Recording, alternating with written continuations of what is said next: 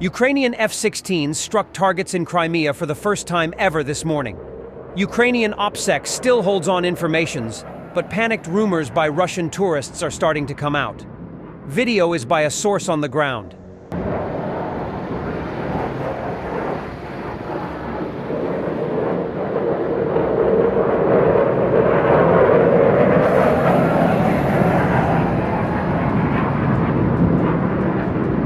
The ammunition depot in the Voronezh region, which was struck by Ukraine yesterday, is reportedly still burning and exploding. Evacuation of the local population is underway. Вот так, па. Сейчас еще раз, слушай.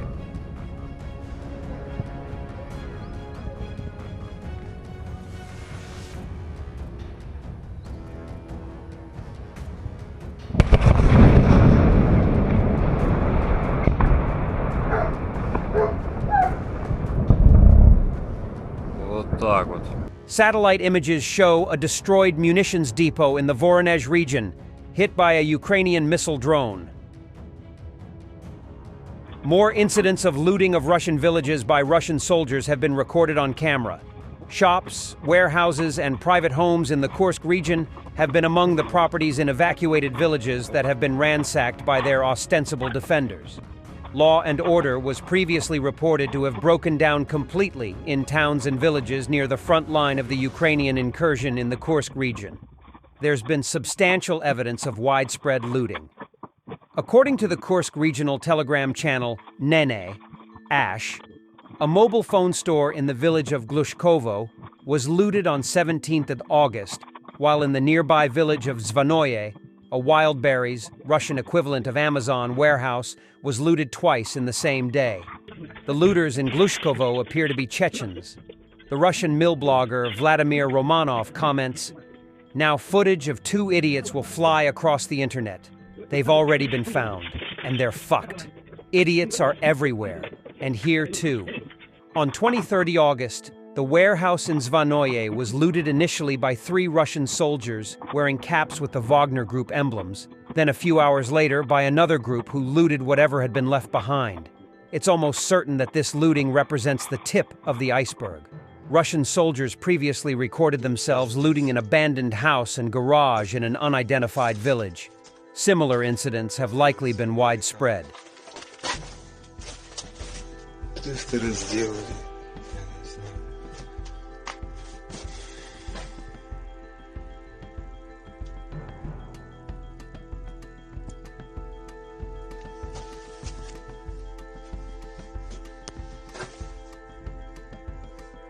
Тут уже и брать-то нечего, уже до нас побывали, Минобороны. И так понятно.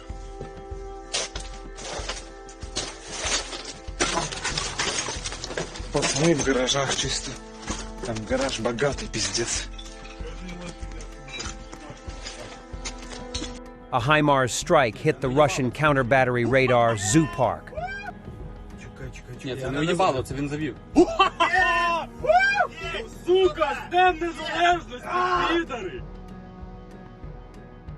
Armed forces of the Russian Federation. Situation. Organized army or a kids biker gang. Your thoughts? Вся эта техника уезжает сегодня к нашим ребятам для того, чтобы им хотя бы немножко стало легче. Спасибо большое нашему доброму человеку за возможность вот так просто взять и помочь ребятам в такое тяжелое положение. Russian war correspondent Sladkov, currently in Belgorod, observed a troubling trend. Local residents are dissatisfied with the Russian military's inability to protect them. According to him, the discontent is growing quite vocal. Ребят, еду по Белгороду. Сегодня печальную информацию ударили по райцентру Ракитное. Старинное русское село. Когда-то усадьба Юсупова. Вот. Ну, реакция людей, мягко говоря, не очень хорошая. Тут все поддерживают специальную операцию, с кем не говорю, но по поводу военных уже немножко ропщут, говорят, ну воюйте, воюйте, если вы взялись воевать, воюйте. Знакомая история, знакомые мнения по ситуации в Донецке с 14 по 22. Взяли, как говорится, карты. Играйте. Вот, ракетно. 6 человек погибло, там 3 ребенка раненых. Очень кошмарно. 20 километров от границы с Украиной. Lukashenko has moved troops and mercenaries of the PMC Wagner to the border with Ukraine. Kyiv demands that the forces be withdrawn. This was reported by the Ukrainian Foreign Ministry, which urged Lukashenko not to make tragic mistakes for his own country under pressure from Moscow. Ukrainian servicemen are establishing good neighborly relations with local residents in Sudzha, who just simply want to not be bothered. Що у вас? А? Не обіжає ніхто вас? Ні? Ні? А скажіть, можна нам додому йти жити? Вам можна, звісно. Це ж... Ніхто нас не буде безпокоїти. А хто вас безпокоїть може?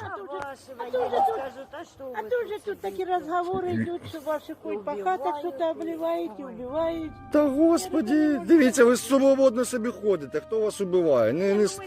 Не слухайте. Да. Ідіть, живіть, якщо ви чувствуєте себе вдома в безпечності, будь ласка. Да. Якщо тривожить ніхто не буде, звісно. Ні, ніхто тривожить вас не буде. Indonesian mercenaries are reported to have joined the Armenian battalion, Arbat, of the Russian armed forces to fight in the Kursk region. The battalion, part of the Piatnashka International Brigade, has published a brief video of its first Indonesian contract soldiers.